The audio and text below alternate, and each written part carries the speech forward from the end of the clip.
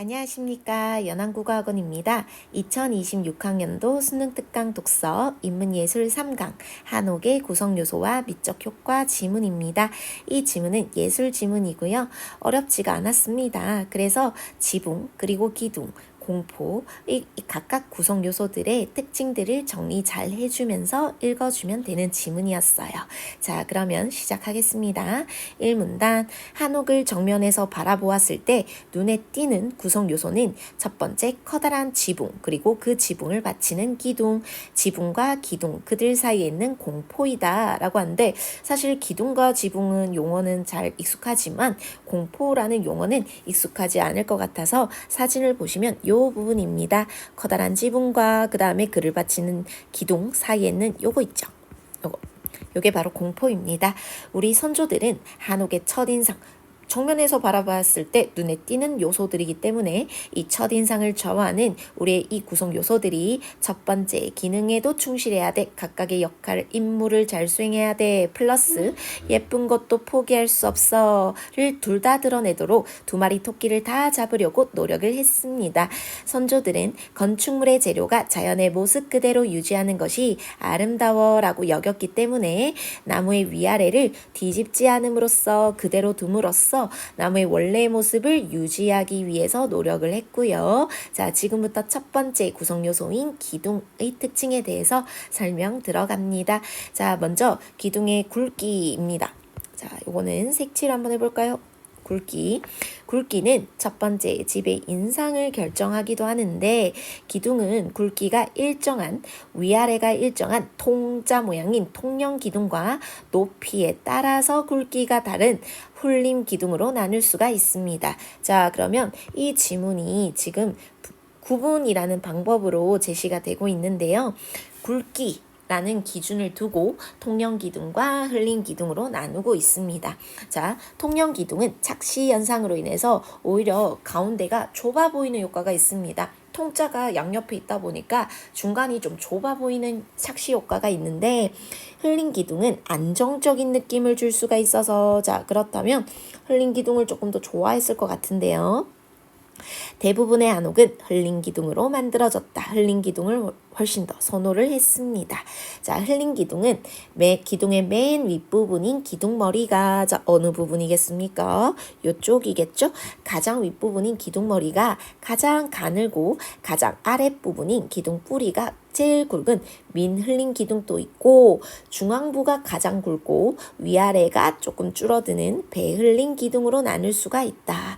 그래서 가장 먼저 일정하냐 일정하지 않냐 굵기 기준으로 해서요, 통형 기둥과 흘림 기둥으로 나눴고, 훨씬 더 흘림 기둥이 안정적인 느낌을 주어서 대부분의 한옥은 흘림 기둥인데, 밑으로 가면 갈수록 가장 아래가 굵은 민흘림 기둥과 가운데가 가장 굵은 배흘림 기둥 두 가지로도 나뉜다라고 하고 있습니다. 한편 여러 가지 기둥을 같은 높이로 나란히 세우면 바깥쪽 기둥이 중앙 기둥보다 짧아 보이는 효과가 있어서 건물 끝이 처지는 듯한 인상을 줄 수도 있습니다. 이 때문에 측면으로 가면 갈수록, 자, 바깥쪽 기둥으로 가면 갈수록, 바깥쪽 기둥 측면으로 갈수록 기둥을 높게, 그러면 이번에는 굵기가 아니라 높이에 대한 설명이네요. 자, 그러면 높이도 일정하게 세우지는 않았다. 바깥으로 갈수록, 측면으로 갈수록 높게 설치를 했는데, 이것을 전문용어로 기소슴이라고 한답니다. 자, 요거는 똑같이 검정으로 체크를 해볼게요. 기소슴이라고 합니다. 기소슴은 지붕이 상승하는 듯한 느낌을 주어서 지붕이 주는 무거운 인상, 커다란 지붕이 가장 위에 있으니까 집이 좀 무거워 보일 수 있는데, 그러한 인상을 좀 완화시켜주고 가라앉히게 해줍니다. 경감시켜줄 뿐만 아니라, 자, 그러면 미적인 측면에서는 가벼워 보인다 라는 느낌을 주고요. 구조적인 측면에서, 기능적인 측면에서도 역할을 한다고 합니다. 모서리에 있는 기둥은, 즉 측면 쪽에 있는, 바깥쪽에 있는 기둥은, 자, 높은 기둥이겠죠. 좀 더 높이가. 귀 기둥은 다른 기둥에 비해서 하중을 많이 받기 때문에 침하할 수 있는데 시간이 지나면 침하할 수 있는데 귀소슴을 통해서 만약에 침하가 발생할지라도 다른 데보다 낮아진다가 아니라 오히려 훨씬 더 높게 만들었기 때문에 낮아지더라도 똑같은 높이가 되겠죠. 그래서 귀 기둥이 다른 기둥과 비슷한 높이를 유지할 수가 있겠습니다. 한편 여러 기둥을 평행하게 세우면 자 이번에는 기준이 뭔가요? 평행입니다. 자 그래서 옆에 정리를 해 두었는데요. 기둥에 따르면 첫 번째 굵기입니다. 자 두 번째 높이입니다. 높이도 가운데 부분보다는 끝부분이 끝쪽으로 갈수록 높아지죠. 자, 그 다음에 세 번째는 평행하게 세웠느냐인데 평행하게 세워버리는 순간 정면에서 바라보았을 때 기둥머리들이 바깥을 향해서 오히려 벌어지는 듯한 인상을 준다고 합니다. 기둥머리를 중앙을 향해서 조금 기울여서 평행하지는 않게 자 만드는데 이것을 무엇이라고 한다? 안솔림이라고 합니다. 자 그러면 이번에 안솔린 그림을 들고 왔는데요. 자, 요 위에 사진을 보시면 평행하게 세워져 있죠. 하지만 밑에 안솔린 그림을 보시면 이렇게 안으로 굽어져 있습니다. 자, 이 안솔림은 시각적인 안정감이라는 효과를 준다고 합니다. 자, 게다가 잠깐만요. 네, 안정감이라는 효과를 주고요. 여기 정리가 되어 있네요.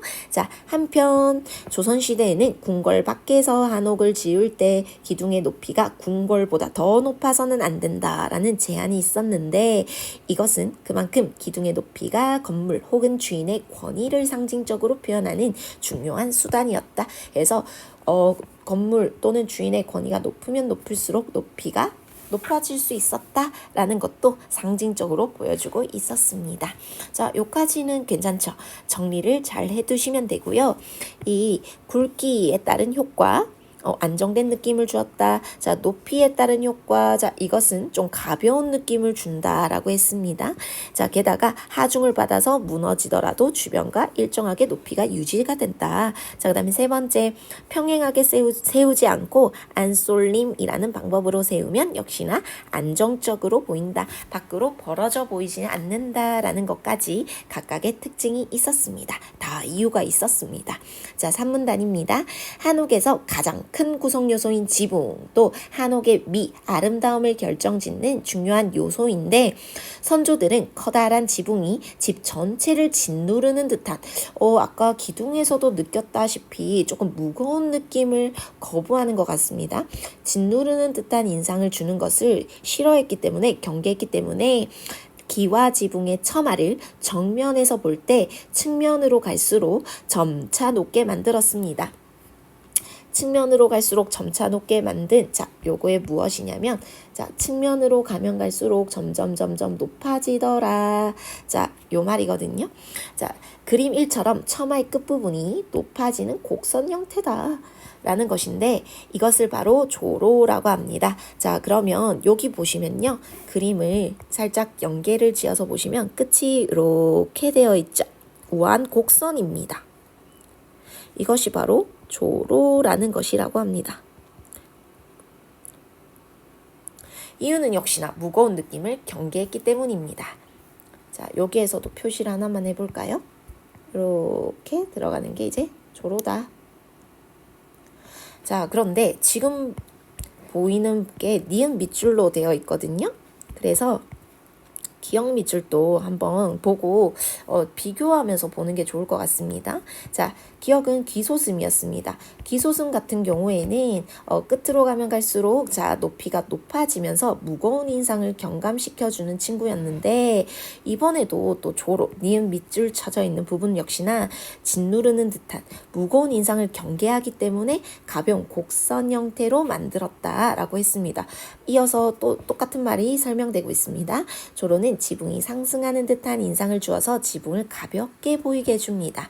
이러한 조로 효과는 기소승과 아주 케미가 좋아서 훨씬 더 극대화가 되더라. 자, 왜냐하면요. 이 끝으로 가면 갈수록 높이가 높아지지 않습니까? 게다가 거기에 맞게 처마 끝도 이렇게 곡선으로 올라가게 되니까 서로서로 유기적으로 조화롭게 자, 안정감 있는 모습을 보여주겠네요. 게다가 한껏 가벼운 느낌도 줄 거고요.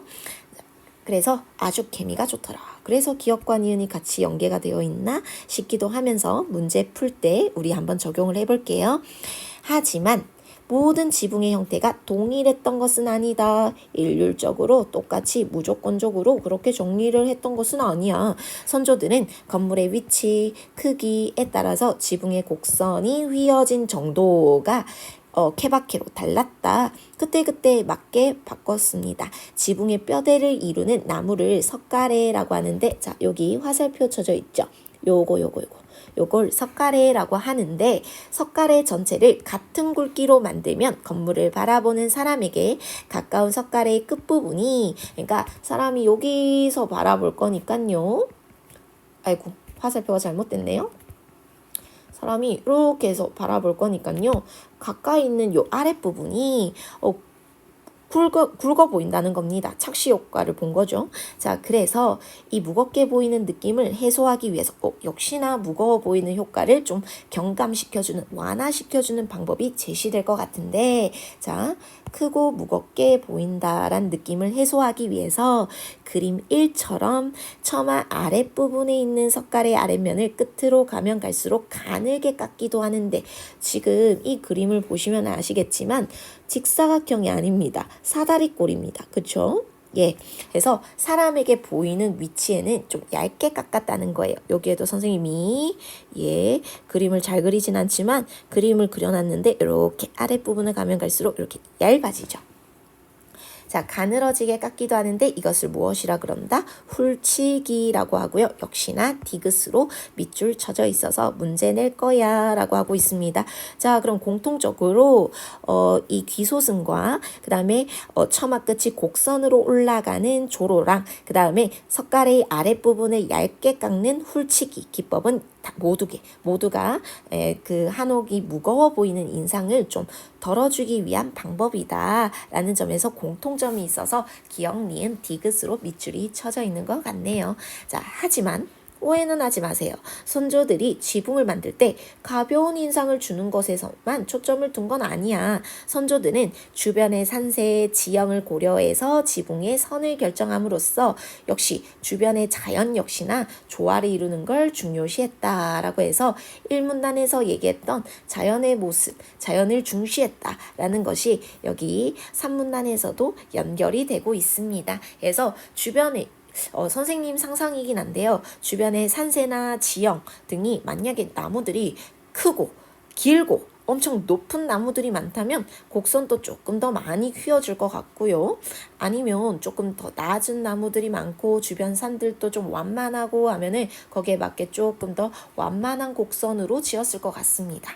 자, 4문단입니다. 한옥의 지붕에서 외벽 밖으로 나온 부분인 처마 요 부분입니다. 자, 처마를 제대로 지지하지 않으면 처지는 문제가 발생할 수 있습니다. 그렇죠. 한옥에서 이렇게 지붕이 있으면 이렇게 지반이 있지 않습니까? 요 부분이 처마인데 이게 제대로 받쳐지지 않으면 나중 되면 처질 수가 있습니다. 그거를 방지하기 위해서 있는 것도 요거 귀소슴 아니겠습니까? 자, 다음 장으로 넘어갈게요. 그래서 그림이와 같이 처마를 지지하는 목재를 받치기 위해서 목재를 한 번 더 덧대었는데 이것을 공포라고 합니다. 자, 여기 보시면 공포가 보이시죠? 처마를 한 번 더 받치는 공포가 있습니다. 공포의 배열 방식에 따라, 자, 이번에도 구분하는 기준은 배열 방식이네요. 자, 이게 바로 기준. 만약에 내신용으로 이 지문 설명을 듣는 친구들이라면 이 지문이 전체적으로는 기둥, 그리고 지붕, 그리고 공포 이렇게 쭉 병렬식으로 나열하는 구성으로 되어 있고 각각의 구성 요소들을 설명함에 있어서는 기둥과 공포 같은 경우에는 구분이라는 설명 방법을 쓰고 있습니다. 자, 기준을 두고 나누어서 설명하는 방법을 구분이라고 하는데요. 자, 계속해서 이 기준을 두고 구분하는 방법으로 설명을 하네요. 자, 배열 방식에 따라서 유형을 구분하기도 하는데 공포를 기둥 위에만 배열하는 것을 주심포식이라고 하고, 자, 옆에 또 그림을 살짝 그려놨는데요. 먼저 이 그림 2번으로 먼저 보도록 하겠습니다. 자, 여기 보시면 기둥이 보이시죠? 기둥 위에도 공포가 있습니다. 자, 지금 동그라미 진 이 두 개의 공포만 있다면 주심포식이에요. 요게 없다면 얘는 지금 기둥이 없음에도 위에 공포가 있는데 만약에 이렇게 기둥이 있고 거기 위에만 이렇게 공포가 있다면 주심포식입니다. 자, 근데 이 기둥 사이사이에도 기둥 위뿐만 아니라 기둥 사이사이에도 배열한다면 다포식, 말 그대로 뭐 공포가 많다라는 방식인 것 같습니다. 다포식이라고 합니다. 자, 그래서 밑에 있는 그림을 보시면 공포가 아주 많죠. 기둥 위뿐만 아니라 기둥이 없음에도 불구하고 이렇게 핑크색으로 색칠을 해 두었는데요. 여기. 자, 이렇게도 공포가 있습니다. 두 형식을 사용한 대표적인 건축물로 우리나라에 있는 실제 건축물로 예를 들어주고 있는데요. 자, 각각 봉정사 극락전은 주심포식이네요. 자, 그 다음에 경복궁 근정전 같은 경우에는 다포식이네요. 각각이라고 했으니까요. 자, 그렇게 있더라. 기둥 위에 올라간 공포를 주상포라고 하고, 자, 기둥 위에 있는 이 공포는 어떤 공포? 주상포. 자, 그 다음에 기둥과 기둥 사이에 놓인 공포는 간포라고 하는데, 둘은 모양이 다르지는 않다. 위치에 따라서 명칭만 달라지게 되겠습니다. 결국은 주심포식은 주상포밖에 없겠고요. 다포식은 주상포뿐만 아니라 간포까지 함께 있는 그런 구조다라고 이해가 되겠네요. 주심포식은요, 우리나라에서 가장 오래된 공포의 배열 방식이고, 자, 오래된 방식입니다. 아이고, 넘어갔네요. 오래된 방식이고요. 자, 그 다음에 일반적으로 다포식보다 공포의 수가 적기 때문에 심플하고 간결한 인상을 줍니다.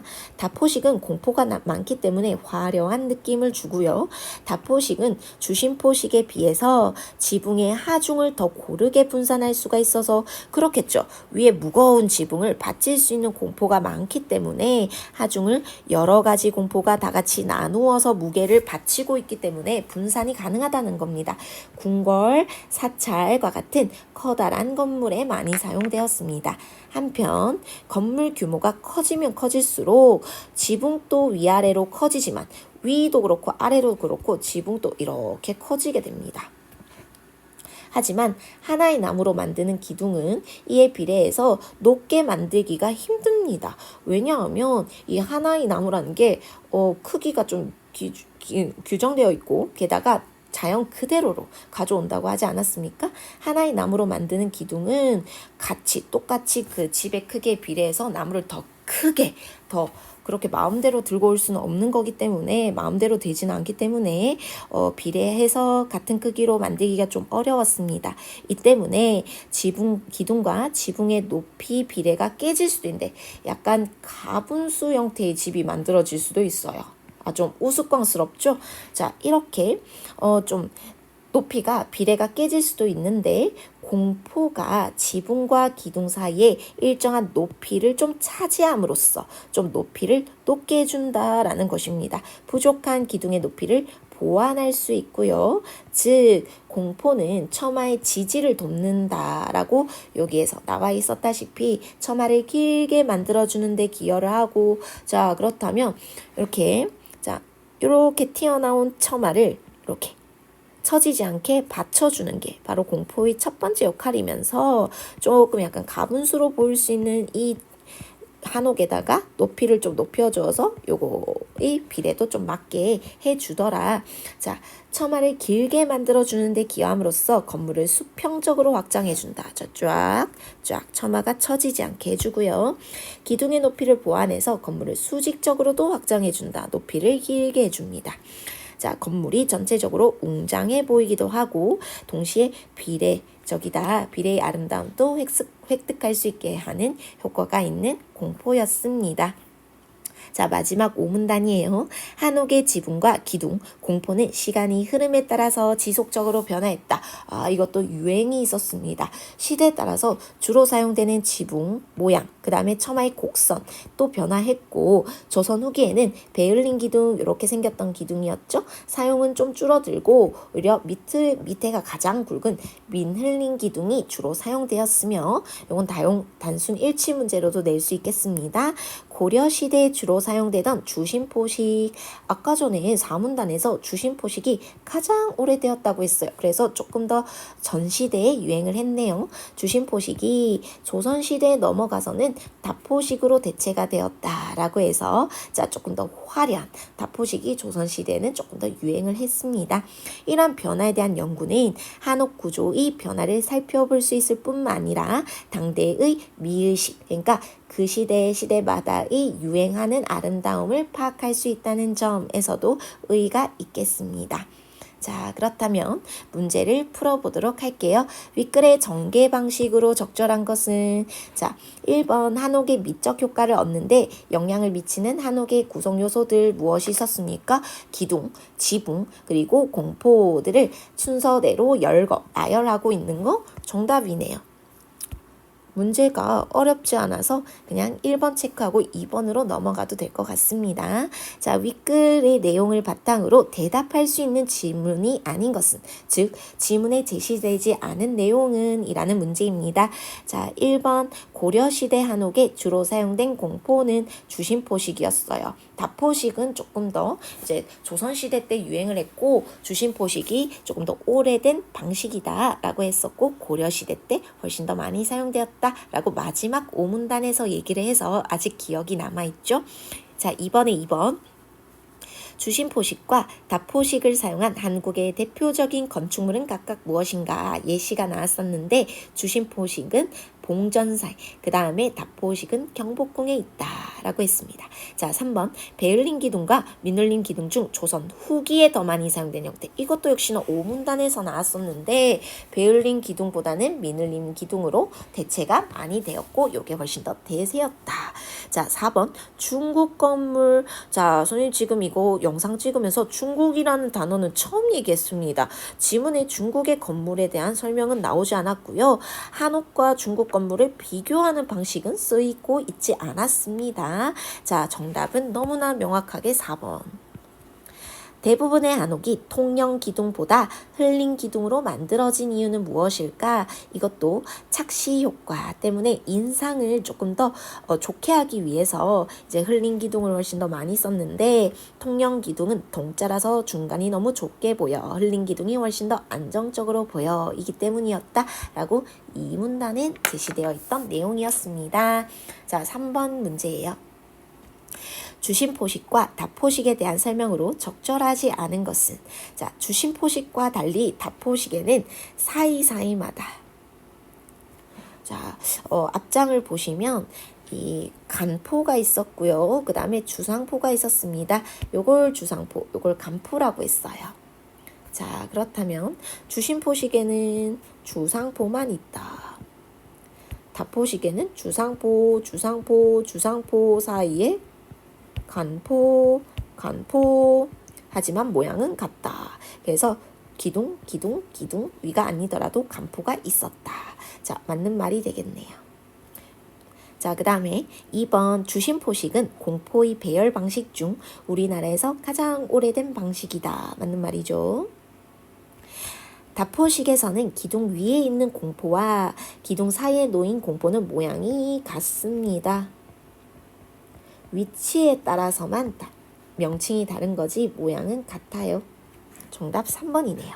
자, 4번 주심포식은 다포식에 비해서 일반적으로 공포의 수가 적어서 간결한 인상을 줄 수 있다. 맞는 말이죠. 다포식은 공포가 많아서 오히려 화려한 느낌을 주고요. 각각의 장단점은 있습니다. 장점이 다릅니다. 자, 5번 다포식은 주심포식에 비해서 공포에 가해지는 하중을 여러 가지 공포가, 많은 공포가 서로서로 분산해서 고르게 분산할 수 있었습니다. 그래서 큰 건물에 다포식을 훨씬 더 많이 사용한다라고 했었습니다. 맞는 말이에요. 자, 4번 문제입니다. 기역에서 디귿을 사용함으로써 얻을 수 있는 공통적인 효과로 가장 적절한 것은, 자, 일단 기역은 기소음이었고요. 이렇게 끝으로 가면 갈수록 기둥의 높이가 높아지는 것. 니은은 지붕의 측면이었는데 곡선으로 처마 끝이 올라간 것이요. 그 다음에 디귿은 석가래의 여기 끝부분, 사람의 시야에서 가까운 부분을 얇게 깎는 거였습니다. 자, 이것은 지문을 읽으면서 확인했기 때문에 바로 답을 찾고 넘어가면 될 것 같아요. 4번에는 2번입니다. 가벼운 느낌을 주고 있습니다. 자, 요거를 경감할 수 있다. 자, 5번 문제인데요. 윗글을 바탕으로 보기를 이해한 내용으로 적절하지 않은 것은, 자, 한옥에는 선조들의 가치관이 담겨 있는데, 첫 번째, 우리 선조들은 인간을 자연의 일부로 인식하고 자연과 조화를 추구했다. 우리 문학에서도 배우는 자연 친화입니다. 한옥의 구조나 형태의 이러한 특성이 잘 녹아 있어요. 자연과 잘 어우러지도록 했다. 한옥에 사용되는 나무나 돌 등의 재료는 대부분 자연에서 가져온 것인데, 선조들은 재료들이 최대한 본연의 모습을 유지하도록 노력했다. 지금 기억나는 건 일문단에서 보셨던 그 나무의 위아래를 뒤집지 않았다라는 부분과 연계가 됩니다. 뿐만 아니라 두 번째, 선조들은 자연과 그 다음에 인간, 자연과 한옥 간의 유기성도 신경을 썼지만 그 한옥을 구성하고 있는 요소들 간의 조화도 중시를 했기 때문에 한옥을 만들 때 특정한 구성 요소 하나가 두드러지게 더 화려하게 눈에 띄게 하기보다는 전체적인 조화로움, 비례를 우선시했고요. 그리고 선조들은 세 번째, 한옥을 주변과 소통 가능한 개방적 공간을 만들고자 했다. 그래서 간막이 있고 경계를 나누고, 자, 그런 공간이기보다는 연결 짓는 공간으로 만들었고요. 자, 여기에 처마가 나오고 있네요. 우리 지문에서 읽었던. 자, 게다가 또한 선조들은 한옥에 다양한 상징적 의미를 부여했다. 그래서 주인의 권위를 나타내었다라고 하는 부분은 우리가 요것 기둥 높이에서 봤었네요. 요것도 4번으로 적어놔야겠어요. 자, 권위와 그 다음에 기둥의 높이 비례했었죠. 자, 게다가 뭐 문양을 새김으로써 주술적인 의미를 부여하기도 했고. 자, 그러면 우리 이 지문과 연계를 지어서 선지 한번 보도록 할게요. 공포를 통해서 수평적으로 확장된 처마는 처마가 여기 나와 있습니다. 자, 안과 밖을 연결 짓는 기능을 하고 있더라. 왜냐하면 이 공포가 처마가 쳐지는 거를 막아주기 때문에 쫙쫙 수평적인 확장을 만들어줍니다. 그래서 내공간과 바깥 공간이라는 안과 밖을 구분짓기보다는 자, 이렇게 쫙쫙 수평적으로 확장함으로써 연결되는 느낌을 줄 수 있었다. 맞는 말이 되겠고요. 자, 그 다음에 2번 안쏠림은요. 안쏠림은 기둥에 평행하게 놓는 게 아니라 이렇게 안으로 쏠리게 하는 거였죠. 기둥머리 사이와 기둥 뿌리 사이의 공간을 다르게 만듦으로써, 그렇죠, 수평적으로 만든 건 아니니까요. 자, 한옥과 주인의 권위가 아니었습니다. 자, 우리 앞에 볼까요? 앞에 보시면 이 안쏠림이라는 건 안정적으로 보여주게끔 해주는 거예요. 왜냐하면 평행하게 놓는 순간, 평행하게 놓으면 바깥으로 빠져나가는 듯한 느낌을 준다라고 했거든요. 자, 평행하게 세우면 바깥을 향해서 벌어지는 듯한 느낌을 주기 때문에 시각적인 안정감 때문에 안쏠림을 준다고 그랬고, 높이가 권위를 상징한다라고 했기 때문에 결국 우리 지문에서는 권위와 이 안쏠림과는 연계성이 없더라라고 확인을 했습니다. 그래서 2번이 틀린 말입니다. 3번 주변 산세와 지형을 고려해서 지붕선을 결정한 것은 지붕선 조로였는데요. 항상 일률적으로 획일적으로 정한 것이 아니라 주변에 따라서 다르게 그때그때 맞게 정했다는 건 인간을 자연의 일부로 인식하고 자연과의 조화를 추구했다는 가치관. 맞는 말이 되겠습니다.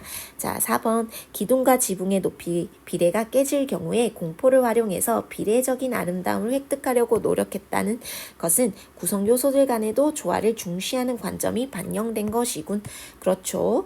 커다란 지붕 아래서 높이가 맞지 않으면 요거는 비례적인 효과가 없다라고 사문단에서 보았습니다. 자, 맞는 말입니다. 그래서 공포가 높이적으로 수직적으로 좀 균형을 맞춰주는 역할을 했습니다. 5번 기둥을 만들 때 나무의 위아래를 뒤집지 않고 나무의 원래 형태와 유사하게 만들기 위해서 노력한 것은 재료들의 본연의 모습을 최대한 유지하려는 노력의 일환이었다라고 하는 보기에서 1번에서 설명하는 부분과 맞는 말이 되겠네요.